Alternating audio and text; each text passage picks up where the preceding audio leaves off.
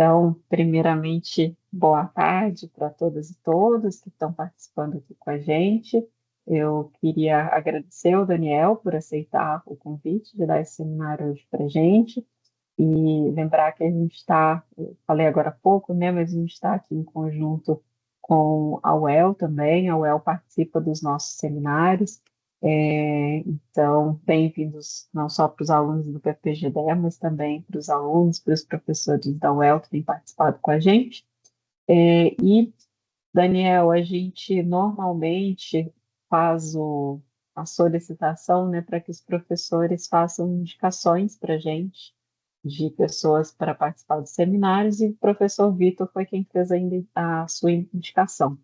Então, eu vou passar a palavra para o professor Vitor para que ele conduza o seminário de hoje e faça a moderação. Obrigada, Vitor, pela indicação também. Obrigado, Kênia. Obrigado, Daniel, por estar aqui, por estar tirando um pedacinho da sua agenda aí para nos ensinar nessa tarde de terça-feira. Então, um grande prazer, uma grande honra ter você aqui conosco. É, Professor Daniel Cosentino, ele é professor da UFOP, né? Professor associado do Departamento de Ciências Econômicas da UFOP. Ele tem uma formação bastante sólida em história econômica e a pesquisa dele é bastante consolidada em história do pensamento econômico e em história econômica. Então, ele é graduado em Ciências Econômicas na FMG, ele é mestre em Desenvolvimento Econômico pela Unicamp e doutor em História Econômica pela USP, uma tese que, inclusive, usei bastante já na minha vida. É, então, o Daniel hoje, inclusive, além disso tudo, é um dos nomes que comandam, de certa forma, a BPHE, né, um dos grandes nomes da BPHE, foi responsável por organizar o encontro do ano passado. Então, de novo, Daniel, é um prazer e uma honra ter você aqui conosco, e fique à vontade para começar a sua apresentação quando quiser. Muito obrigado, Vitor. Eu agradeço enormemente o convite, principalmente a você, a Kênia, né? Um convite bastante generoso, né? Acho que o Vitor foi exagerou um pouco aí nas palavras, né? Mas eu agradeço muito. É um prazer enorme, ainda que virtualmente, estar aqui na UFPR.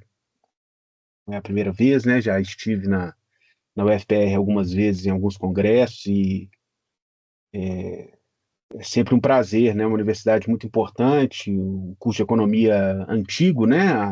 Se eu não me engano, a revista mais antiga de economia do Brasil é a da UFPR, né? E é um centro muito importante para a formação de economistas no Brasil e também para produção de ideias, né? O Vitor é um amigo gentil. Muito obrigado pelo convite, pelas palavras, viu, Vitor? Bom, é, vamos começar, né? Eu vou tentar compartilhar aqui a minha apresentação. Bom, acredito que tá ok? Beleza. Perfeito, perfeito. Bom, eu fiz um teste aqui, eu nunca tinha preparado a apresentação no Gama e dessa vez eu fiz. Vamos ver se vai dar certo. Não é nada muito elaborado, não. Eu estou tentando aprender essas modernidades, apesar de me considerar um professor ainda do século passado, eu tenho certeza que eu sou, né? Mas também um professor do século passado, tentando me modernizar um pouco. Bom, então esse seminário que eu trago aqui hoje para vocês, né, o curioso caso da tradução de economia política de Stanley Jevons no Brasil em 1896.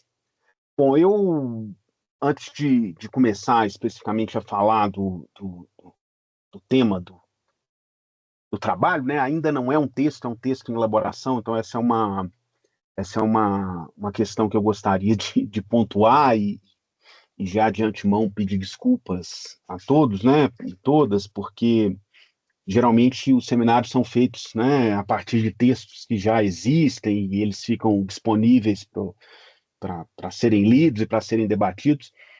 Esse, ao contrário, é um texto que está sendo elaborado, é o resultado de uma pesquisa que eu conduzi com uma aluna da graduação da UFOP no ano passado, né, não só no passado, mas começou no final de 23 e terminamos mais ou menos no final de 24, né, que tivemos alguns percalços aí nesse período, porque a gente teve a greve do ano passado, que na UFOP especialmente foi um tanto quanto longa, e nesse meio tempo também a aluna que fazia iniciação científica desistiu do curso, então foi uma pesquisa um pouco cheia de percalços, mas que eu estou tenho tentado sistematizar os resultados agora no início do ano enfim, para tentar escrever alguma coisa a respeito disso. Bom, deixa eu aqui. Para começar, eu queria tentar situar um pouco a apresentação e a pesquisa, porque eu imagino que a maior parte de vocês tem um contato básico com as ideias do Jevons nas disciplinas de história do pensamento econômico que a gente tem lugar nos cursos de graduação, em alguns cursos de pós-graduação também, né?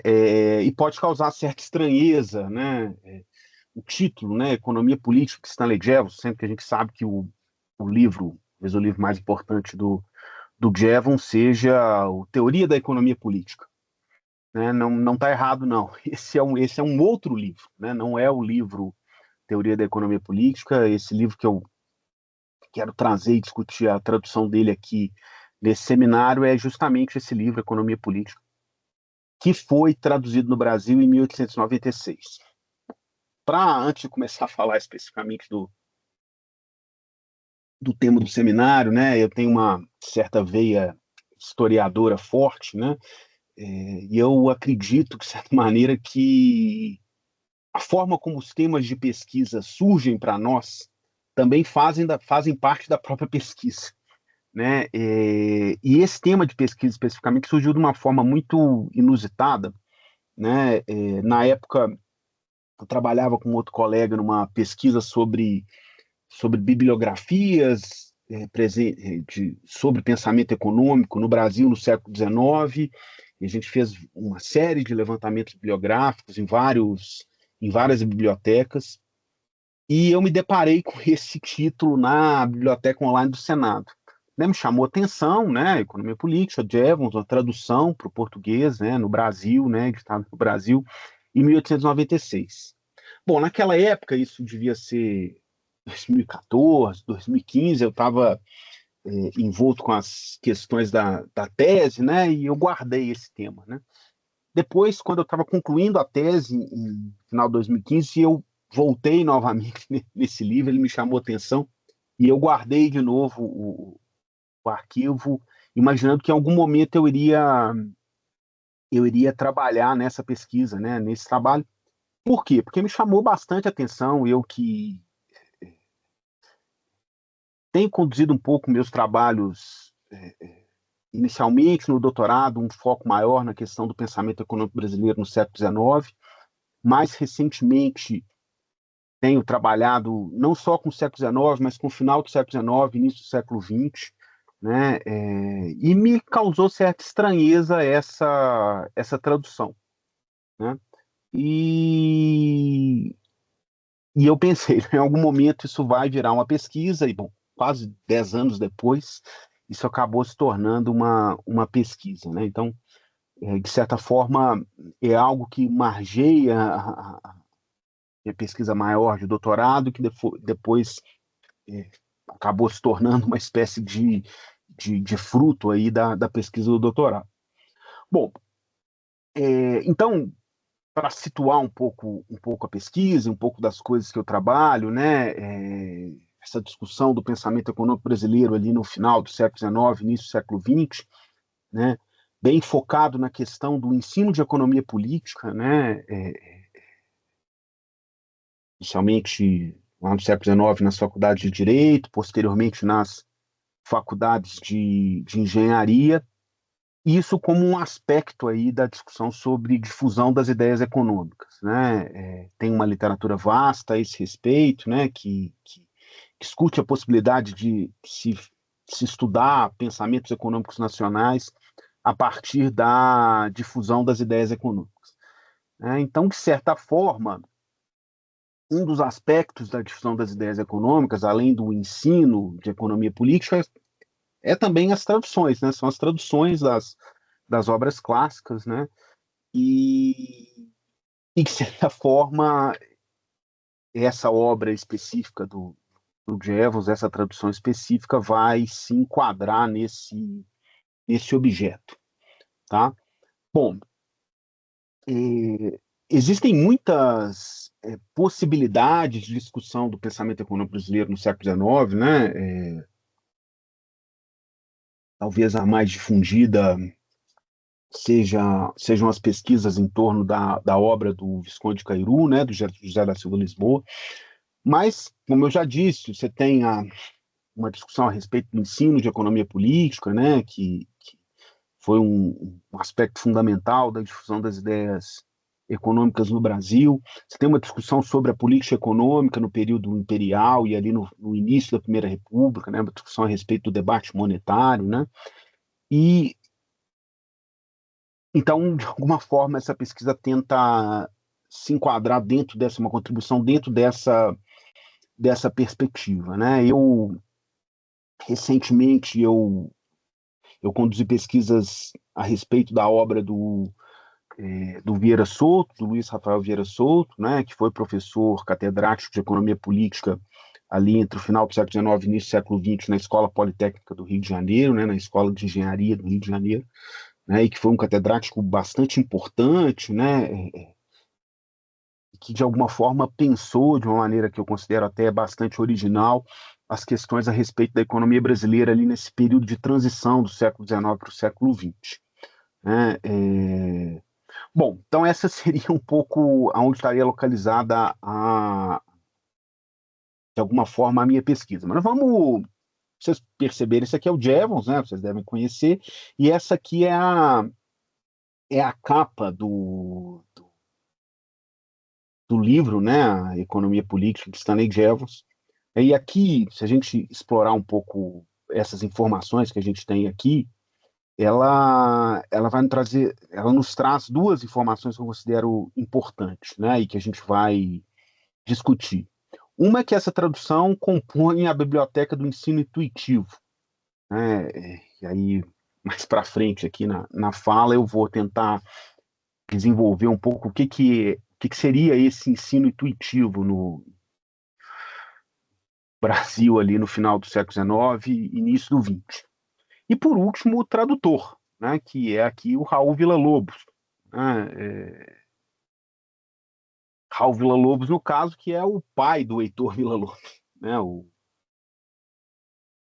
então é algo que, por isso que eu chamo de um caso curioso, né, de tradução. Né. Mas vamos tentar desenvolver um pouco aqui as questões.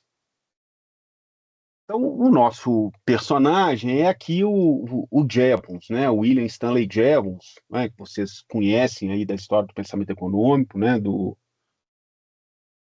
Um dos precursores da economia neoclássica a partir da Revolução Marginalista, né?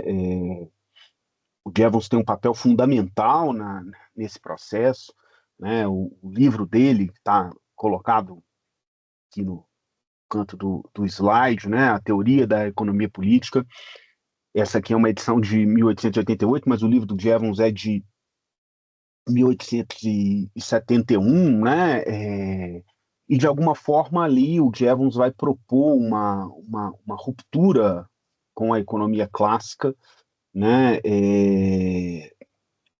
Muito baseada numa perspectiva metodológica que entende a economia como uma ciência próxima à matemática, e ele vai aplicar essa lógica matemática, né,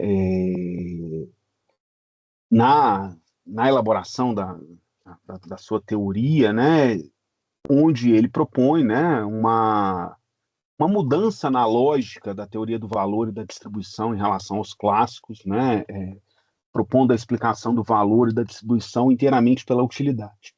E para isso ele vai se utilizar do conceito, né, da ideia de utilidade marginal. Né? Há um elemento importante aqui, né, da defesa do Jevons, da utilização de métodos empíricos na economia, né, argumentando que eles seriam essenciais para testar e refinar as teorias econômicas, né? Vai até se colocar de uma forma crítica ao Stuart Mill, né, ao John Stuart Mill. Gosto sempre de lembrar do texto clássico de metodologia do Mill, onde ele vai tentar definir o que é economia política, né? E ele tem uma certa ênfase na economia política como uma ciência dedutiva, né? E o Jevons vai criticar, né, essa abordagem, ressaltando a importância das evidências empíricas, né, uma defesa de um certo empirismo na economia. Né? Então, Jevons vai propor uma abordagem muito mais quantitativa e estatística para a economia, propondo também um foco na coleta e na análise de dados. Né? E isso também é uma ruptura com a tradição clássica. Né? De certa forma, é isso que eu queria. Vou passar muito nesses aspectos teóricos da obra do Jevons, porque estou supondo que a gente já os entende bem. Né? O Jevons, de certa forma, vai participar de uma espécie de construção de um novo cânone para a economia. Né? Tentativa de superar o que seria o cânone ricardiano. Né? E aí é até interessante, o Jevons vai buscar a todo momento antecedentes para a abordagem do valor. Né? Então, sobretudo na teoria da economia política, ele bebe muito na fonte do Jeremy Bentham, né? Mas ele também vai buscar o Kuhnauer, o alemão o Gossen. Né? Então, de alguma forma, ele busca ele está buscando precursores históricos, né, de forma para legitimar suas próprias ideias. Né? Então, ele está buscando precursores da ideia da explicação do valor pela utilidade, para mostrar que ele, não, de certa forma, ele não estava sozinho, né, e que ele faria parte de uma tradição intelectual um pouco mais ampla. Né? Ele vai buscar também construir uma espécie de comunidade, né, até interessante, porque quando a gente estuda a Revolução Marginalista, a gente estuda as ideias do Jevons, do Menger e do Walras, que eles fizeram contribuições parecidas em espaços nacionais distintos e sem ter tanto contato, né? Isso não me parece de todo errado, né? Mas é interessante perceber a análise de trabalho da correspondência do Jevons mostra que ele se correspondia posteriormente, ele se correspondeu muito com o Walras, né? Nessa tentativa de construir uma comunidade para tentar construir um novo cânone, né? E um outro aspecto que eu acho que é o mais importante, né, para o trabalho aqui em si, que é essa busca do Jevons de construir uma difusão das suas próprias ideias, né? E aí, de certa forma, esse livro Economia Política, que depois eu vou falar um pouco mais dele, ele faz parte dessa tentativa do Jevons de construir, de difundir o seu argumento, né, de popularizar o seu argumento. Tem outras experiências que também são importantes, é que eu vou mencionar mais à frente. Bom, para falar um pouco mais, a gente falou bastante aí da obra de 71 do Jevons, né, a teoria da economia política, né, dando um enfoque especial aqui ao método, valor de distribuição, utilidade marginal, mas eu queria falar um pouco também dessa obra de 1865, né, onde ele vai discutir a questão do carvão na Inglaterra, e onde ele apresenta o chamado paradoxo de Jevons, né, essa ideia que tem uma relação forte com a limitação dos recursos para o crescimento. Né? A ideia básica lá do paradoxo do Jevons é que o aumento da eficiência no uso de um recurso, né, paradoxalmente, vai levar a um aumento no consumo total desse recurso, né, em vez de uma diminuição. Né? Então, ele vai dar o exemplo com a introdução das máquinas a vapor e o consumo de carvão na Inglaterra. Né? Então, quando se introduziu as máquinas a vapor, você vai precisar de menos material para queima, mas, apesar disso, você vai utilizar mais o recurso e o consumo de carvão na Inglaterra vai aumentar em vez de diminuir. Né? No fundo, ele argumenta que a maior eficiência tornou o uso do carvão mais barato, e aí ele ficou mais atraente, levando a um aumento na demanda e no consumo total. Né?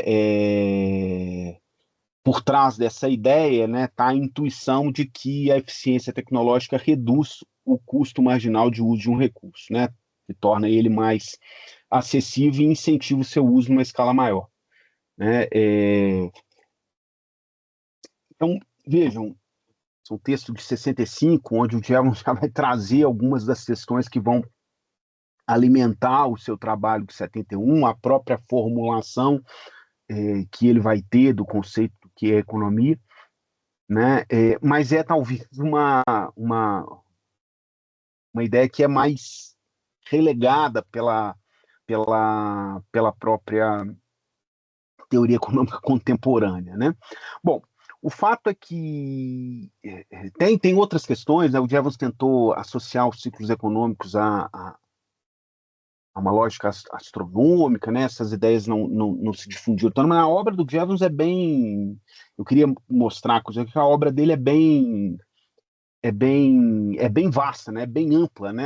Talvez ela não se reduza ao que a gente comumente tem o hábito de encontrar nos manuais de história do pensamento econômico, por exemplo.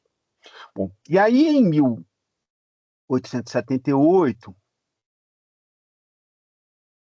o Jevons publica esse livrinho, né, Economia Política. A gente encontra referências a ele como a Primer on Political Economy, né, de 1878, né, uma coleção, esses Science Primers, né, você tem outras obras que também vão compor essa coleção de outros autores, né, que é uma tentativa de tornar ideias mais acessíveis a um público mais amplo, né.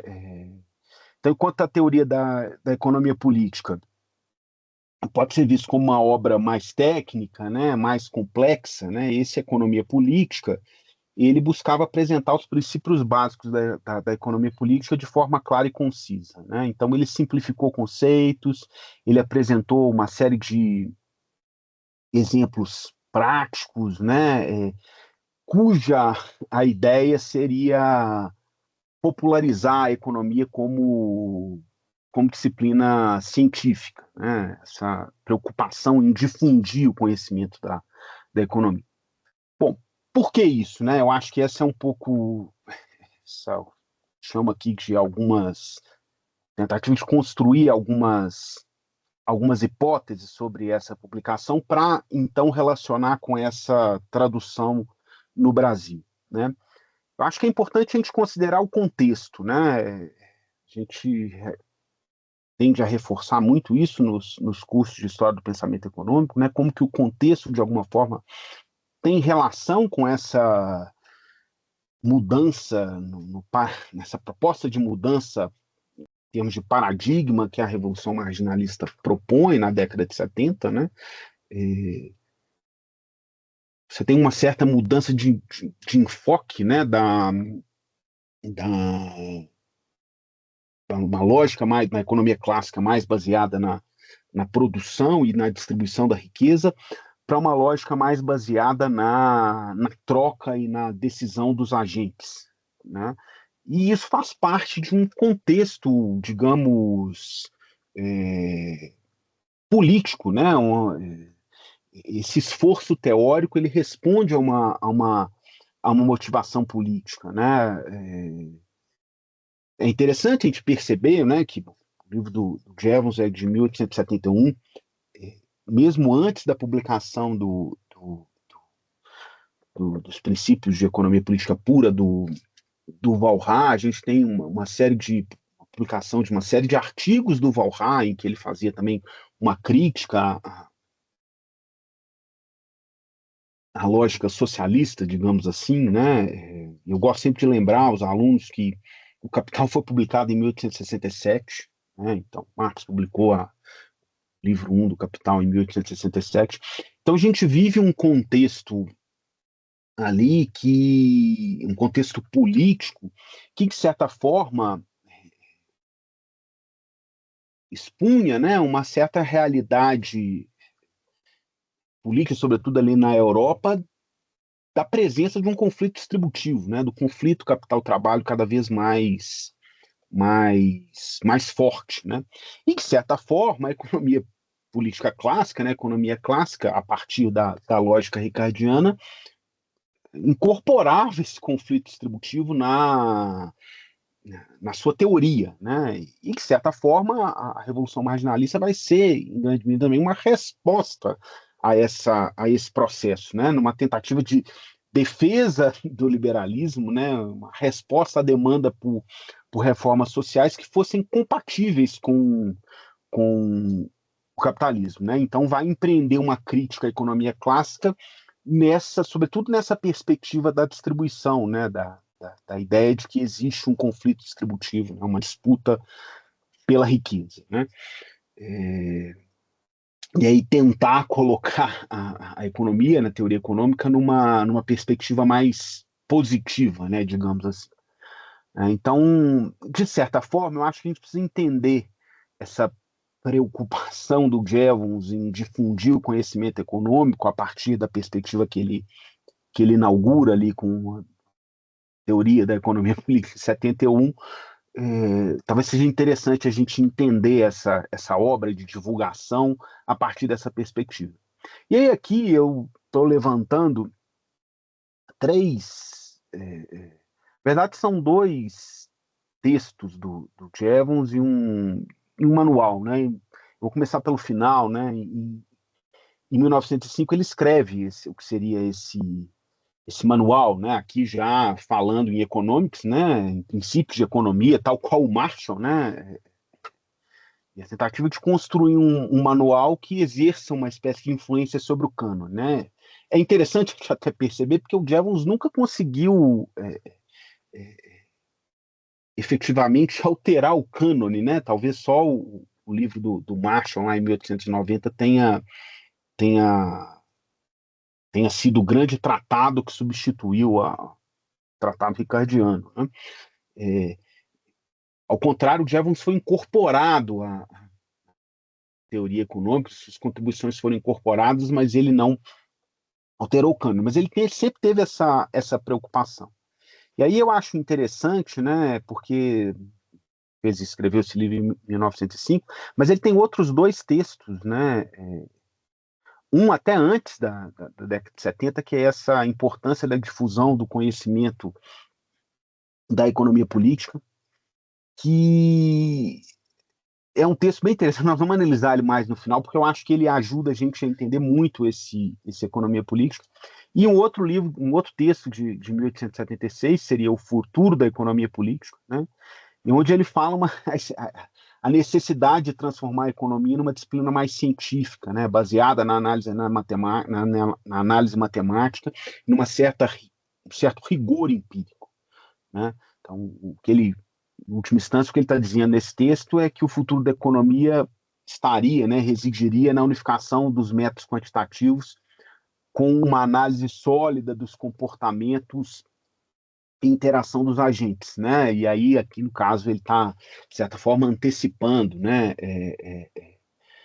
um pouco do que seria a nossa economia moderna, né, com a utilização de modelos matemáticos e estatísticos, né? Então vejam como que ele tem essa preocupação geral de mudar para uma quebra na perspectiva, né, no cânone, no paradigma do conhecimento no campo da economia. Bom, e aí a gente chega nesse livro de 96, né, o Economia Política, né? E aí, de certa forma, né, é um livro curto, né? Não é um livro grande, onde ele traz o que seriam as noções mais básicas da economia política, né, da economia, bem baseado na lógica que ele já inaugurou ali na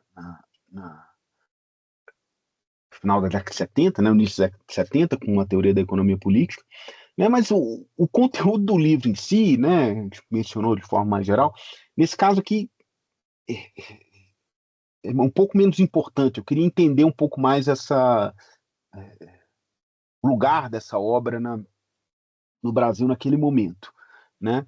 E, inicialmente, a gente tem uma certa surpresa com essa tradução no Brasil naquele momento, né?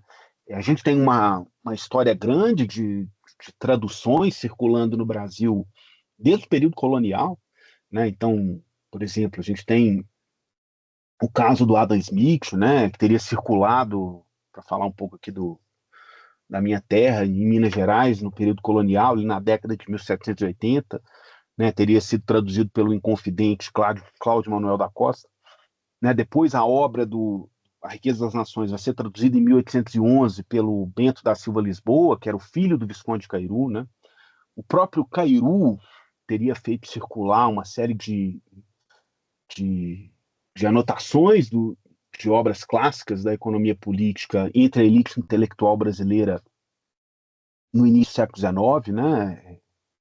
Era muito comum que o Cairu publicou uma série de livros de economia política, né? Onde ele faz uma série de transcrição mesmo de trechos de obras clássicas da economia política, Smith, Sé, né? É, e isso era uma prática comum na época, né? Inclusive o Cairu encarava isso como uma parte do ofício dele, né? Quando o Dom João chega no Brasil em 1808, ele nomeia o José da Silva Lisboa, o Visconde de Cairu, como catedrático de economia política da coroa portuguesa, né? O que é uma história, um episódio até bastante interessante, né? Porque se essa cátedra efetivamente tivesse se consolidado, né? O Brasil, né? Como Reino Unido de Portugal naquele momento, teria tido a primeira cátedra de economia política da história, né? Anterior, ou muito próxima ao Sé na França e ao Nassau Senior na Inglaterra, por exemplo. Né?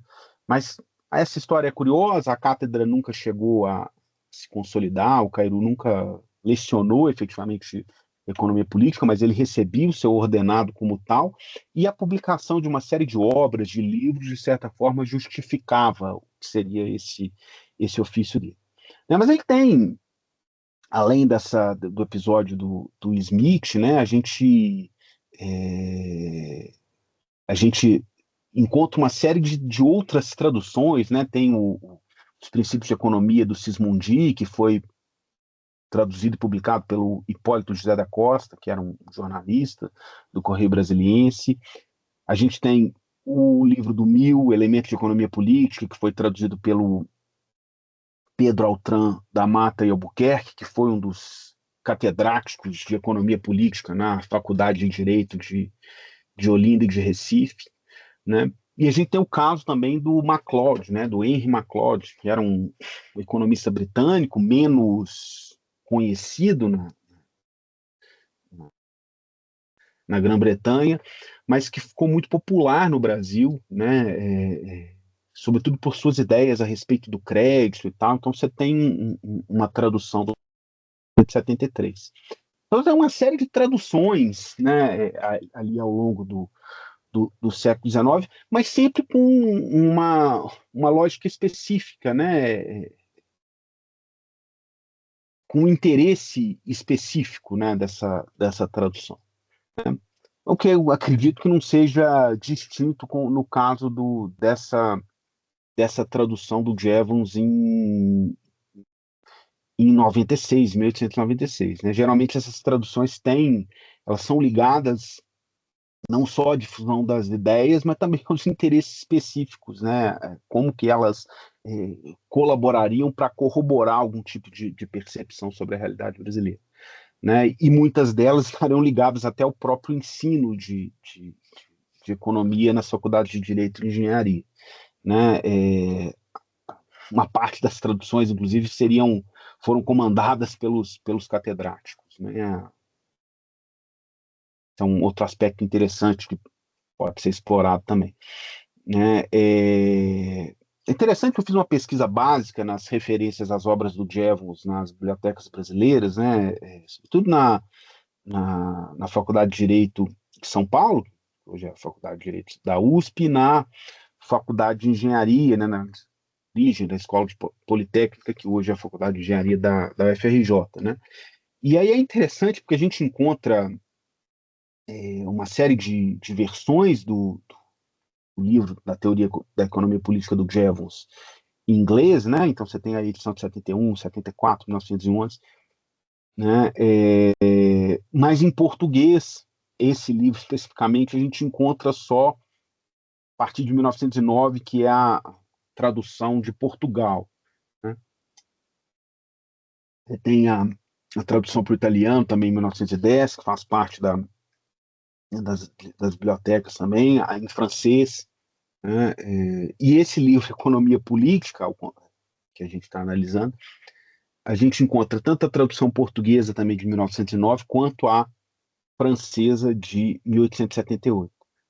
Né? Eu fiz uma pesquisa também sobre as obras do Walras, só para ter uma referência também interessante. A gente encontra todas essas obras do Walras em francês, né? Tanto a edição de 74, quanto a de 89, 900, 1926 e depois 1936, nessas bibliotecas também, né? Só para ter uma ideia de como que essa tradução desse livrinho do Jevons, ela é um tanto quanto curiosa, né? Eu já falei aqui um pouco como que essa obra tem uma diferença fundamental ali em relação à teoria da economia política, né? Essa é uma obra que tem como intuito tornar as ideias mais acessíveis, né? É, expor, né? Propor essas ideias no campo da economia para um público que seria um público mais amplo, né? Tem depois nós vamos falar, ele tem uma preocupação em dar conceitos, instrumentos para os professores do que seria o ensino pré da universidade, né? O que se chama hoje de ensino secundário, né? O que no Brasil na época era o ensino preparatório, para que eles pudessem também expor esses conceitos aos seus alunos, aos jovens, né? Então tem uma preocupação aí com a difusão do conhecimento, né? De uma forma mais simplificada, prática, né? E aí isso, de alguma forma, isso se enquadra com o que seria essa biblioteca do ensino intuitivo, né? Essa tradução específica faz parte dessa biblioteca do ensino intuitivo, que, no caso que seria a economia, seria uma disciplina de um segundo ano desse ensino intuitivo. E o que é o ensino intuitivo, né? O ensino intuitivo, o método intuitivo, ele tem também conhecido como a lição das coisas, né? Ele surgiu na Europa, nos Estados Unidos no século XIX, né? E ele parte da ideia de que a aprendizagem devia partir do concreto para o abstrato, né? Do conhecido para o desconhecido. E aí o método vai ganhar força no Brasil a partir da década de 1870, né? E fez parte de um movimento de modernização do ensino ali no Brasil no final do século XIX, que estava alinhado com as ideias republicanas e positivistas, né? Bom, e aí é interessante, né? Isso tem uma relação também com a reforma que o Benjamin Constant vai promover no ensino, né, no currículo escolar no Brasil ali na última década do século XIX, né, no início do período republicano, né, ele vai aplicar uma série de princípios do ensino intuitivo, né, com a ideia de modernizar o ensino no Brasil. Há uma influência muito grande das ideias positivistas, cientificistas na educação, né, e uma crítica a uma perspectiva mais bacharelesca que dominou o período, a educação no período imperial, né? Então, essa crítica ao ensino baseado na memorização e na repetição, né, na ênfase na erudição, vai ser um pouco criticada a um ensino mais de maior experimentação dos objetos pelos alunos, né? É, E aí essa biblioteca do ensino intuitivo vai ser uma coleção de obras que tinham interesse em difundir o que seria o método intuitivo entre os educadores brasileiros, né? E ela vai promover, vai incluir uma série de traduções de obras estrangeiras, né? Algumas nacionais também sobre o tema, né? Teve uma dificuldade grande de implementação, né? Sobretudo porque você tinha uma certa resistência, né? Essa é algo que acontece sempre, né? Os métodos tradicionais sempre vão resistir a mudanças, né? Então, você tinha uma certa dificuldade de formar professores pelo novo método. Mas o que é interessante, porque de alguma forma esse contexto da reforma educacional no Brasil no final do século XIX, esse contexto dos objetivos da biblioteca do ensino intuitivo, de certa forma, se aproxima um pouco dessa preocupação que o Jevons tinha com a difusão do conhecimento na economia política. Talvez seja por isso que buscaram essa obra do Jevons, inclusive, né? E aí é interessante a gente entender o tradutor, né? Que é o Raul Villa-Lobos, né? O Raul Villa-Lobos que foi o pai do Heitor Villa-Lobos, né? E aí quem foi o Raul Villa-Lobos? É um personagem escondido aí por trás da grandiosidade do filho, né, do Heitor Villa-Lobos, mas ele foi um funcionário público, né, trabalhou na Biblioteca Nacional do Rio.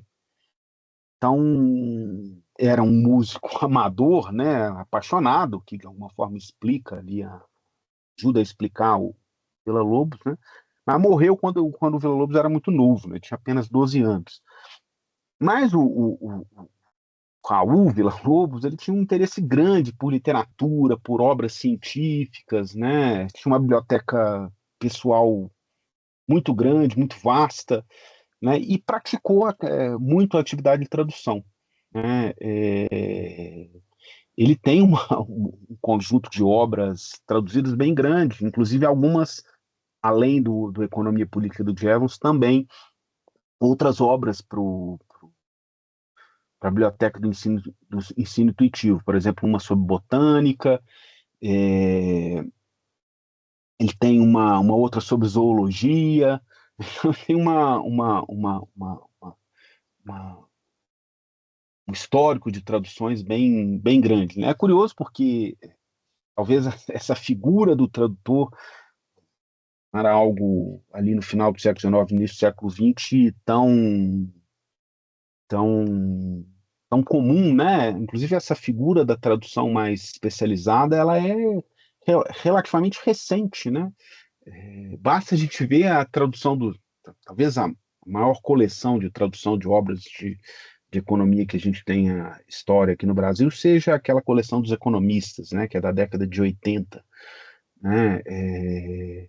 Mas a gente ainda não está falando de uma tradução exatamente profissional, né? Por exemplo, o livro do Marshall, né, do Princípio de Economia do Marshall, foi traduzido pelo Rômulo Almeida, né? Rômulo Almeida, um grande economista brasileiro, fez parte da assessoria econômica do Vargas, foi um dos idealizadores ali do Banco do Nordeste, né? Um dos pioneiros digamos, do pensamento desenvolvimentista brasileiro, né? Talvez as ideias dele em algum momento, na perspectiva do pensamento desenvolvimentista brasileiro, se rivalizaram com as ideias do Furtado, né? que evidentemente o Celso Furtado se tornou mais célebre, as ideias dele mais importantes, o que não diminui também o Rômulo Almeida. Mas ele traduziu os princípios do Marshall, né? Então, você vê que é uma tradução ainda não profissional, evidentemente. O Rômulo Almeida devia estar interessado na questão das economias de escala do Marshall e tal.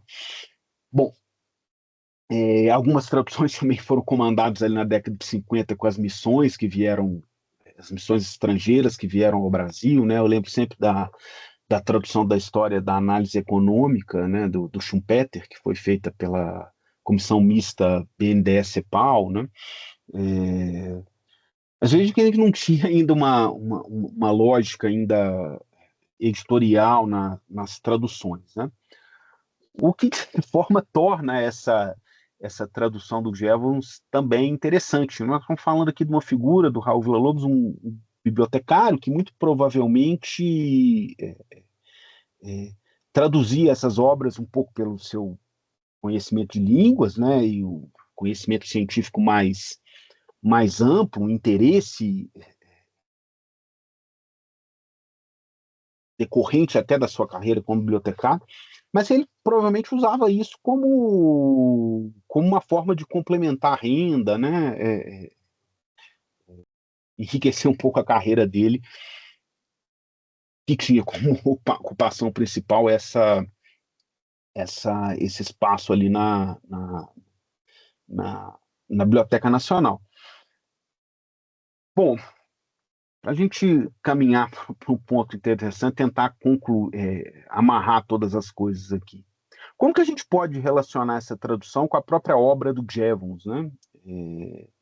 E aí, para isso, eu acho interessante a gente voltar lá naquele texto de 1866, né, que é esse aqui, a importância da difusão do conhecimento em economia política, né? Nesse texto, especificamente, né, o que é uma transcrição de uma palestra que o Jevons fez em 1866, né, para professores, né, em Manchester, né, e aí ele vai discutir um pouco o que seria, e essa palestra faria parte do próprio cargo que o Jevons ocupava, né, o Jevons era professor de economia política na Universidade College de Londres, né? E isso é interessante, né? Que a missão dos catedráticos na época também, do professor, de certa forma, também seria difundir o conhecimento como um todo, né? E aí ele tinha que, de alguma forma, fazer palestras para professores que seria o ensino básico, do ensino secundário, né? E aí, nesse texto, ele vai discutir a importância de disseminar o conhecimento da economia política, né? Especialmente entre os trabalhadores, né? O Jevons via essa oportunidade como um meio de cumprir o objetivo de não só disseminar os princípios de economia política na comunidade como um todo, mas também nesse foco, né, nessa missão que o professor teria de influenciar na formação do que seriam os futuros trabalhadores, né? E aí o Jevons vai argumentar que a instrução em economia política deveria começar com cedo, né? E para isso os professores tinham que ter um conhecimento importante na economia para poder transmitir as lições de forma eficaz para os alunos, né? E aí por que ele acreditava que isso era importante? Porque até o conhecimento seria essencial para evitar infortúnios e infelicidades na vida, né? E mitigar os males que nos ameaçam, né? Segundo o Jevons, né? Para ele, à medida que a sociedade avançava, os perigos iam surgindo, né? Então, e aí ele vai dar uma série de exemplos, né? Como que o progresso ele também pode trazer problemas, ele pode trazer desastres se ele não for acompanhado de um certo cuidado, né? Então, no fundo, ele está preocupado com o crescimento populacional e da população e como que isso leva a consequências. Veja, o contexto aqui atua de forma importante, né? E aí ele vai dizer o seguinte, olha, os perigos do progresso sem conhecimento seria o surgimento dos sindicatos, né? Os trade unions, das greves, né? E aí ele acreditava que a ignorância dos trabalhadores poderia acabar prejudicando a liberdade individual e comercial, né? Então, vejam, ele acreditava que a difusão do conhecimento em economia política, né, a difusão do conhecimento em economia, seria importante para formar trabalhadores mais conscientes, né, do que seriam as suas liberdades individuais e políticas, né? Então, eu acho interessante essa ideia, né?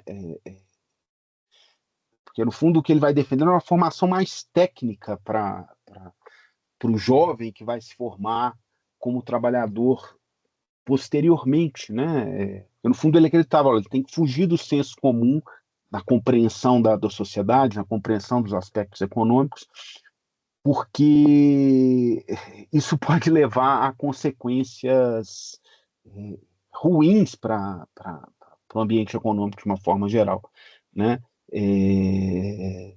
No fundo, ele vai argumentar que seria a ignorância dos trabalhadores, sobretudo nas questões econômicas, poderia levar eles a uma certa resistência à inovação, e isso prejudicaria o progresso industrial, né? E aí ele vai mencionar os exemplos de destruição das máquinas, a recusa dos trabalhadores em experimentar novas tecnologias, né? No fundo, o que ele acredita é que a educação e economia política poderia reduzir um pouco a resistência dos trabalhadores que acabavam, segundo ele, impedindo a melhora na eficiência e no avanço da indústria, né?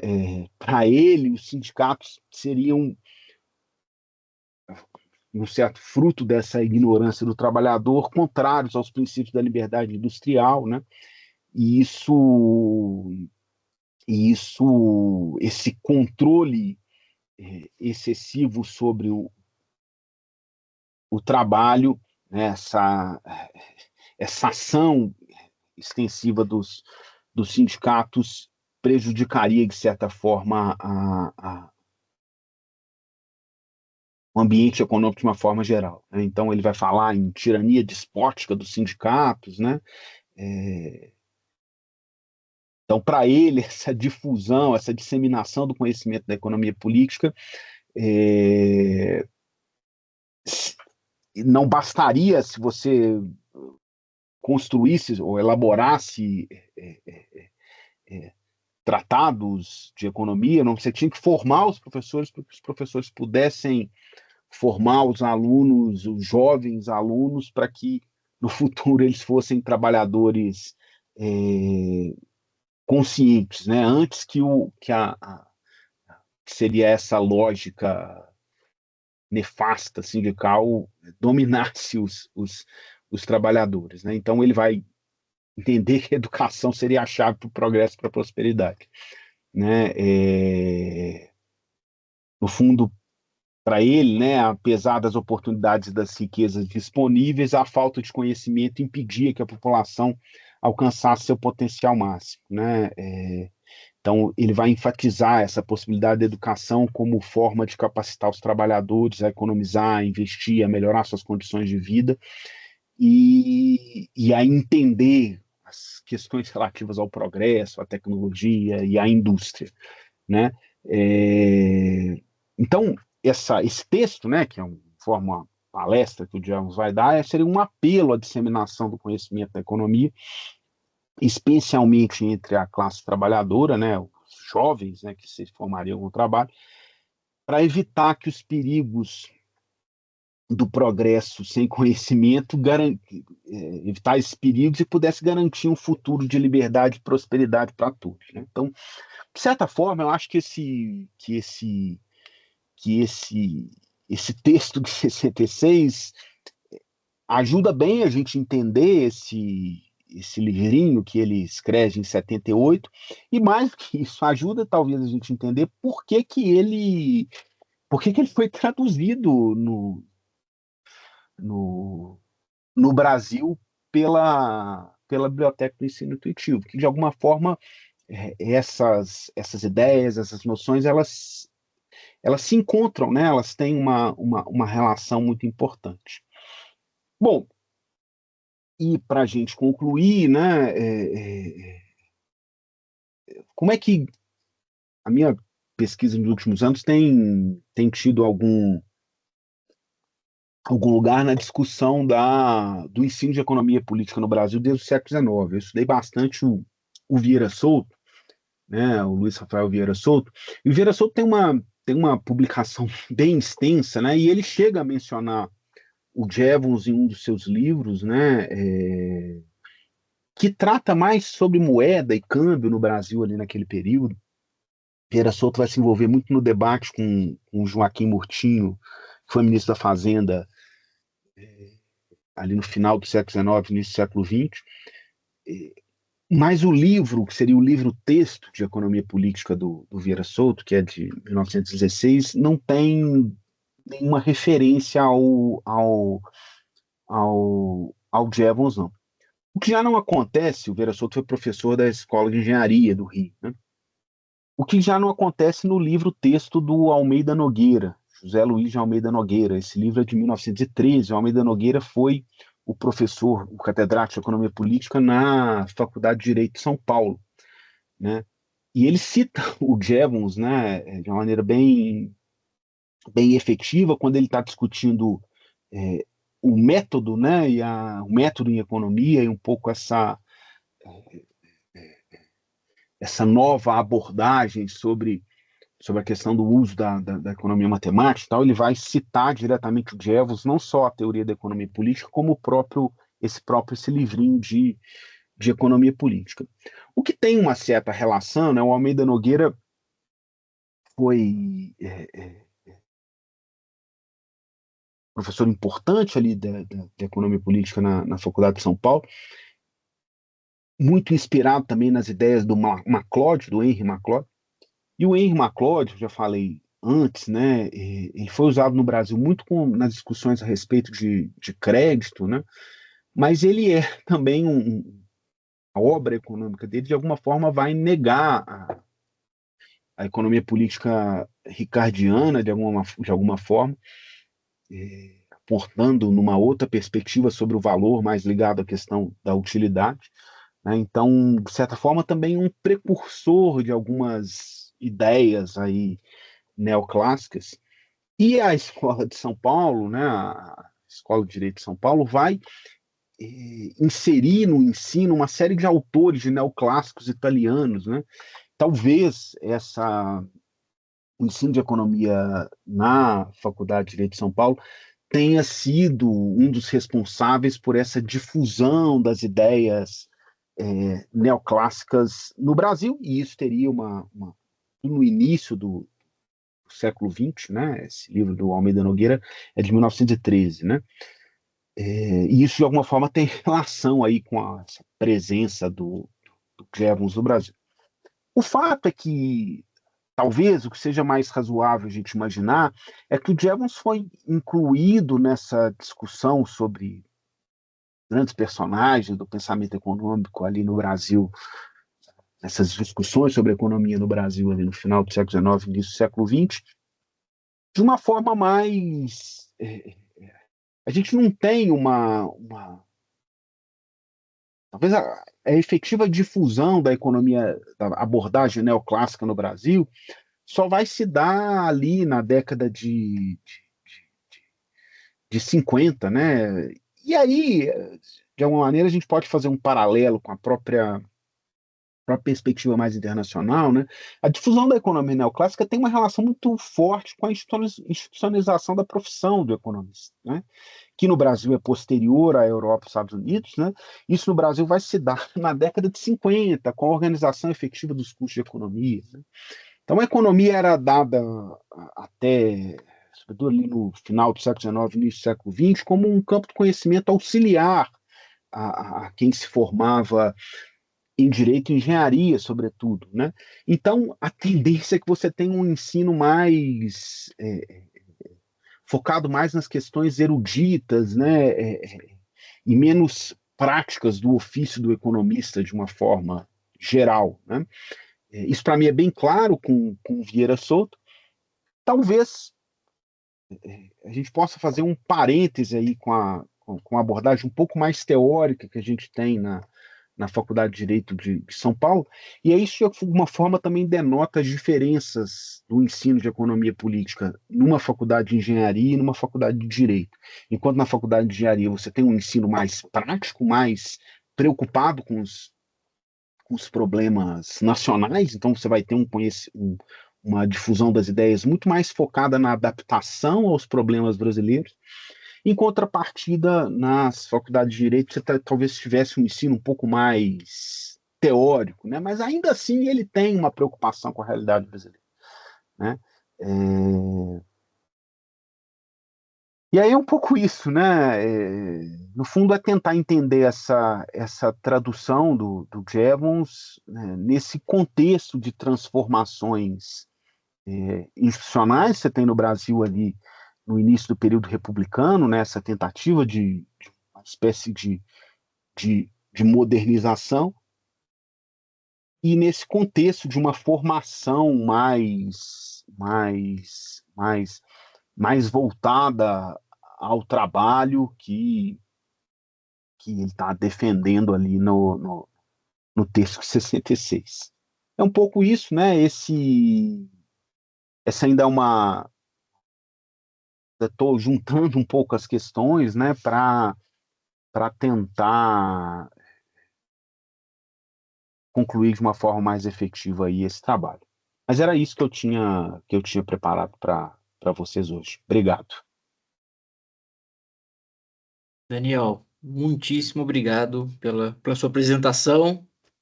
Aprendemos todos bastante, certamente. Eu anotei um monte de coisa aqui para a gente discutir depois. Então, de novo, muito obrigado pela gentileza e por compartilhar tudo isso conosco. Agora eu vou abrir para perguntas do Obrigado, Vitor. pessoal. E no final também eu quero fazer uma, se der tempo, senão a gente conversa depois. Mas, pessoal, por favor, não fiquem tímidos. Já temos aqui duas mãos levantadas. Tem uma pessoa aqui que eu não sei quem é, esse tal de Ivan Salomão aqui. Ah, Satisfação vê-los e ouvi-los, viu, Vitor, Daniel e os demais colegas. Que aula, hein, pessoal? Que aula. Aprendi, estou estudando aqui, ouvindo o Daniel de fundo, aprendi um monte de coisa. Daniel, satisfação. Bom, para quem não conhece, o Daniel, muito modestamente, disse que estava estudando Vieira Souto, mas ele é um grande especialista nessa área, já publicou, só comigo ele tem 2 capítulos, mas já escreveu um monte de coisa sobre isso. E eu fiquei pensando um monte de coisa aqui, Daniel, algumas que eu até nem sabia, mas o que eu queria te perguntar especificamente sobre, não exatamente esse livro, mas o Jevons no Brasil de forma geral, se você pudesse dizer de que maneira e em que profundidade a obra dele foi recebida ou bem recebida e influenciou o debate econômico no Brasil na virada do 19 para o 20. Obrigado, viu, pessoal? Vitor, Daniel e os demais. Daniel, você prefere fazer de que forma? Você quer responder a cada pergunta não, conforme for chegando ou você quer recolher mais? essa eu posso responder até rápido. Obrigado, Ivan. Obrigadão. Bom ouvi-lo, né? Não revê-lo, mas ouvi-lo. É, a gente se encontra uma vez por ano, né? No Sigma PHE. É, bom, Ivan, cara, na verdade eu acho que ele tem isso que me chamou muita atenção nessa tradução, né? Porque talvez ele tenha pouca presença, talvez não, ele teve pouca presença no debate, né? Aqui minha pesquisa não foi, ela precisa se voltar a isso também, né? Mas, por exemplo, se você pegar talvez o debate que eu conheço bem, que é o debate Murtinho Vieira Souto, o Vieira Souto cita o Jevons uma vez no debate, mas mais para construir um argumento de autoridade, né? Ele não faz uma referência mais efetiva ao Jevons, né? A referência mais extensa que a gente tem ao Jevons é do Almeida Nogueira, mas mais numa questão didática, né? É um manual que você tem esse livro de 1913. Mas essa referência mais direta ao Jevons eu não consegui, ali no final do século XIX, no início do XX, eu ainda não consegui perceber, não. Talvez possa ter alguma coisa, eu não acho que vá ter, né? E aí um pouco foi essa até a dificuldade para construir. Por que traduzir essa obra? Então eu acho que a explicação está mais nessa ideia, nessa perspectiva que ele tem mesmo, que ele defende de formação e de uma certa preocupação com a formação de pessoas ao trabalho, o que tem muita relação com o Brasil ali do início da República, né? Início do período, um avanço nas questões industriais, né? Uma preocupação maior com a substituição do trabalho escravo ali no pós-abolição, né? Então acho que tem mais relação com isso. Obrigado, Daniel. Teodoro.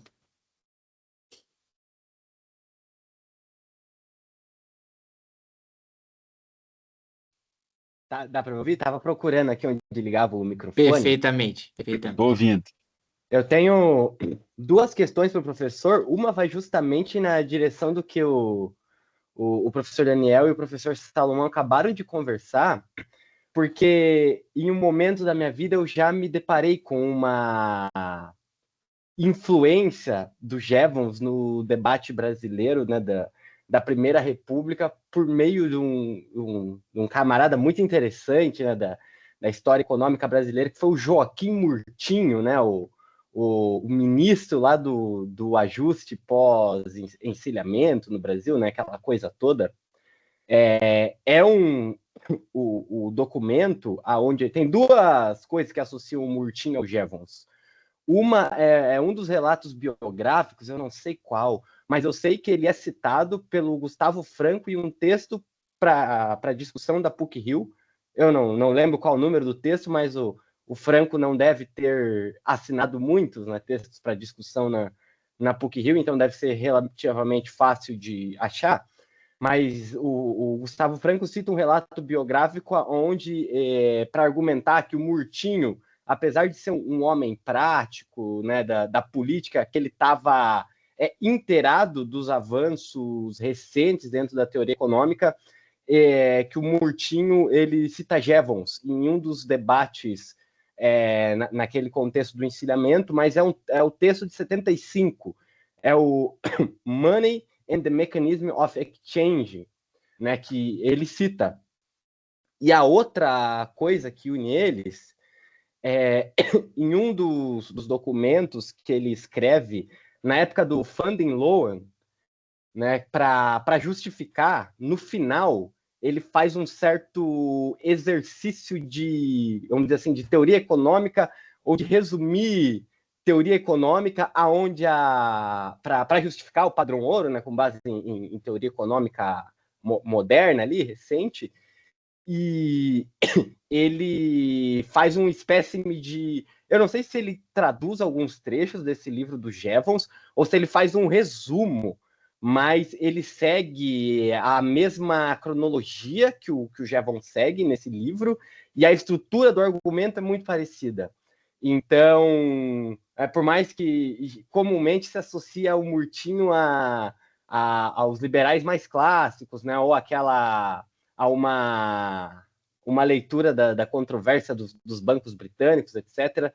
Mas parece, e aí eu estou especulando, mas parece que nesse documento também é citado pelo Gustavo Franco, né, no mesmo texto, ele recorre a esse livro específico do Jevons.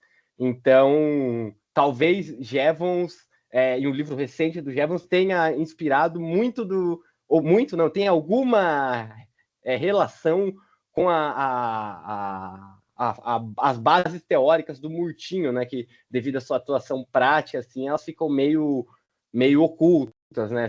Será que ele era só um cara da prática, né? Que ele era um intelectual é meio certo, assim, entre seus biógrafos, que ele lia a fronteira do pensamento liberal.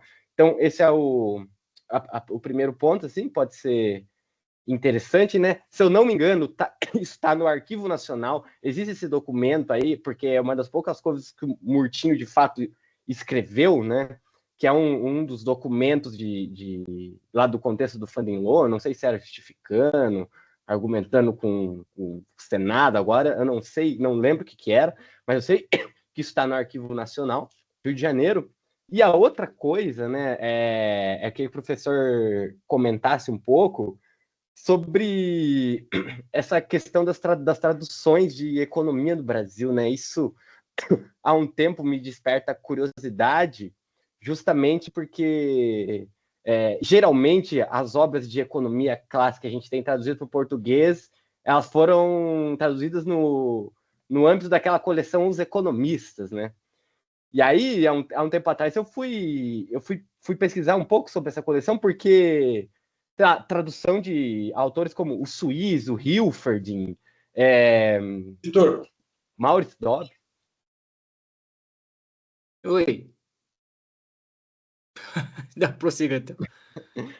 O Maurice Dobb, né?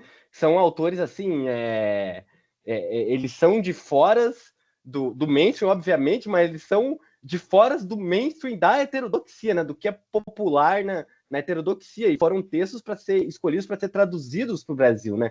Aí eu lembro que eu encontrei que parte dos textos da coleção dos economistas eles vêm de uma conquista de direitos por meio do Fundo de Cultura Econômica, né, de uma editora mexicana, que era, se não me engano, o Atlas, que traduz na década de 40 uma série de livros de economia para o espanhol. Então a gente traduz do espanhol para o português alguns livros, então isso explica alguns dos volumes, né? Foi uma decisão editorial lá dos mexicanos, que a gente só pegou, e talvez por ser mais fácil na época, traduzido o espanhol para o português, a gente publicou isso em português, mas você tem outras escolhas editoriais que, olhando para contexto, olhando para uma série de coisas, pelo menos na forma com que eu consigo pensar, não fazem muito sentido, mas aconteceram, né? Então, eu queria que o professor comentasse, né, sobre essa coisa, né? Por que no Brasil as decisões editoriais de tradução parecem não seguir uma lógica muito intuitiva se a gente olhar internacionalmente. Por exemplo, Teoria do Valor do Gerhard Debré não foi traduzido, mas o livro do Hilferding foi traduzido, né? Isso é bastante curioso. Eram esses dois pontos que eu tive, e parabéns pela apresentação, pela pesquisa, professor. Bom, Obrigado, Daniel. Obrigado, Teodoro. Questões bem interessantes. Cara, eu acho que essa questão que você colocou aqui do Joaquim Murtinho realmente me fugiu. Eu devia ter, eu devia ter incluído essa discussão sobre o Joaquim Murtinho. Realmente é uma perspectiva boa. Eu não escrevi o capítulo do Murtinho para o livro do Ivan, mas eu não me lembro eu não me lembrava dessa possibilidade. Esse texto do Gustavo Franco me fugiu, assim, porque realmente foi um texto que eu acho que eu até usei nesse capítulo sobre o Joaquim Murtinho, e me fugiu um pouco essa relação, porque é uma relação interessante, importante, né? Eu vou, eu vou voltar nessa referência, obrigado, porque eu acho que vai ajudar, vai enriquecer um pouco o trabalho, certamente, né? E faz algum sentido essa questão, né? Essa visão que se construiu do Murtinho, né? Em parte é porque, na verdade, ele vai. Por exemplo, o Vieira Souto, que é com quem ele debate, que eu conheço mais até que o Murtinho, né? O Vieira Souto era um cara muito erudito, mas muito erudito, né? E ele se coloca um pouco nessa posição de erudição.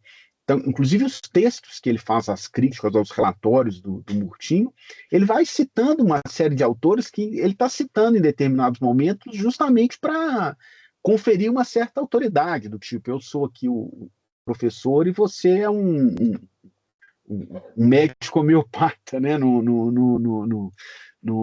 não entendo, tipo, você não entende nada, né? O que talvez seja um pouco injusto com o próprio Murtinho, né? Ainda que a gente queira discordar da maior parte das suas ideias, né? Na verdade, todos esses personagens do pensamento econômico brasileiro são personagens muito complexos, né? A gente tem um pouco essa nossa formação do economista muito focada, né? O que que é ortodoxo, o que que é heterodoxo. A gente está tentando sempre localizar uma coisa ou outra, né? Então, por exemplo, se a gente pensa sobre a perspectiva do Vieira Souto como um precursor do pensamento desenvolvimentista, como uma figura supostamente heterodoxa, e como Murtinho, como ortodoxo, apesar disso, o Vieira Souto era um cara ligado aos interesses industrialistas, ele era um pequeno industrialista, então a forma do sujeito pensar o progresso também está muito ligada aos próprios interesses, o que também é o caso do Murtinho, né? Ele tinha os interesses dos seus negócios particulares, né?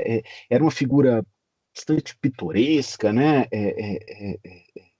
E que em algum momento sonhou, imaginou que ele pudesse ascender até concorrer à presidência, né? Mas ele, na lógica interna da política ali republicana, ele foi sendo preterido, né? Então, eu acho que é uma referência interessante. E com relação às traduções, de fato, eu acho que essa é um tópico. Justamente eu fiz um esforço para começar essa discussão sobre essa tradução do Jevons, porque ela me chamou muita atenção, porque eu também acho que essa pesquisa sobre as traduções das obras de economia do Brasil é uma pesquisa importante, interessante, que ela ainda está no século XX, né, ainda está para ser feita, né? Tentar entender o contexto de todas essas traduções, entender as escolhas, né? Entender o que leva a traduzir A e não B, né? O que levou a certas traduções. Vejam só, traduziram lá nos anos 50 a História da Análise Econômica do Schumpeter, né? É um livro fantástico, né? Mas, né? Por quê, né? Tem algumas questões que estão sempre colocadas, mesmo nessa coleção dos economistas, que a gente lida muito com elas nos cursos de História do Pensamento Econômico, né? Se a gente reparar, tem várias traduções que têm introduções bem ricas então, pega a tradução do Pecht, né? Quem faz a introdução é o Roberto Campos, né? Então você tem algumas questões interessantes. O que foi levando? Por que algumas obras têm introduções mais amplas, outras não, né? Por que escolheram uma coisa e não outra, né? Então isso é algo para gente entender. Eu acho que algumas traduções não foram feitas porque constavam na coleção dos pensadores, por exemplo, e que eles não traduziram de novo, né? Então, por exemplo, por que o Bentham não fez parte dessa... Tem uma série de textos do Bentham que poderiam ter sido traduzidos. Não, mas ele já está na coleção dos pensadores, né? Então, tem uma série de lacunas, né? E que uma pesquisa sobre essas traduções poderia ajudar a gente a entender. Por quê? E aí eu até insisto nesse ponto, né? Porque, de certa forma, essa tradução ela tem uma relação com essa difusão do pensamento econômico, né? Difusão das ideias econômicas, a disseminação das ideias econômicas, que é uma característica fundamental do pensamento econômico nacional, sobretudo na periferia, né? Sobretudo no Brasil. Então, entender melhor isso certamente é uma questão fundamental, né? Não sei se terei fôlego para fazer um dia, ou se algum aluno meu vai ter fôlego para fazer isso um dia, mas eu espero que talvez você tenha algum dia fôlego para fazer isso. É algo que precisa ser feito, né? É uma página em branco aí que precisa ser escrita na nossa história econômica, na nossa própria história do pensamento econômico brasileiro. Obrigado pelas questões. Obrigado, Daniel. Deixa eu fazer uma rapidinho aqui agora. Estou no embalo que, por um acaso, amanhã, na aula da pós, eu vou discutir a Revolução Marginalista, então tá Ó, tudo certo. Aí, duas coisas. Primeiro, então, que eu não sabia que o livro do Marshall tinha sido traduzido pelo Rômulo de Almeida, então ele é o culpado pelo título errado do livro, né? Princípio de Economia Política. Toda vez que eu vou falar disso, me dói, porque no original não é Political Economy, mas em português fica Economia Política.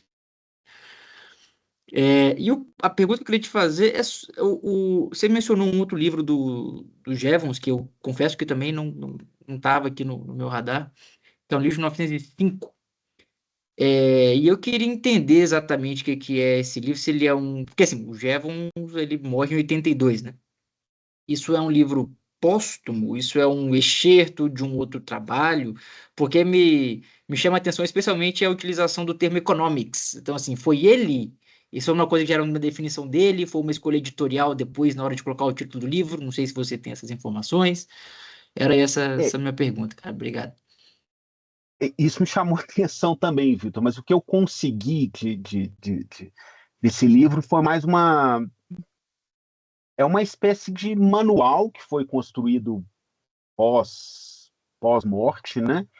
É, foi publicado, né, no início do século, e que tenta, de alguma forma, pegar as ideias dele e traduzir. Eu acho que está no meio termo aí entre o livro de 71 e esse livro de 78, sabe?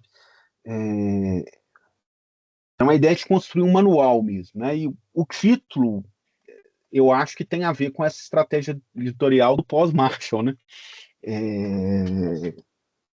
A sensação que eu tenho foi essa. Eu consegui referências secundárias a esse livro, mas ainda não consegui ter acesso a ele, entendeu? Mas eu sei que é possível. Eu não estou conseguindo pelo VPN da UFOP. Talvez em algum momento aí eu consiga acessar esse livro. Se eu conseguir, eu te passo. Mas eu acho que é isso. Eu acho que é por isso que eu coloquei aqui ele na explicação, um pouco para, né, de construir um manual, né? Porque vejam, esse economia política não é o que a gente chama de manual, né? Talvez a gente pudesse diferenciar o que é manual, o que é tratado, né? Eu acho que aqui ele estava tentando construir um tratado, mesmo para o que poderia ser, em alguma forma, de estratégia, né, estratégia editorial, rivalizar com o Marshall, né? Eu acho que tem mais relação com isso, sabe? Mas a gente tem certa dificuldade, né? A gente teria que ir lá para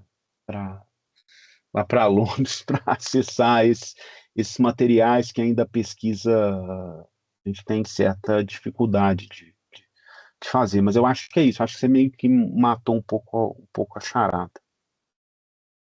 Maravilha. Obrigado, meu caro.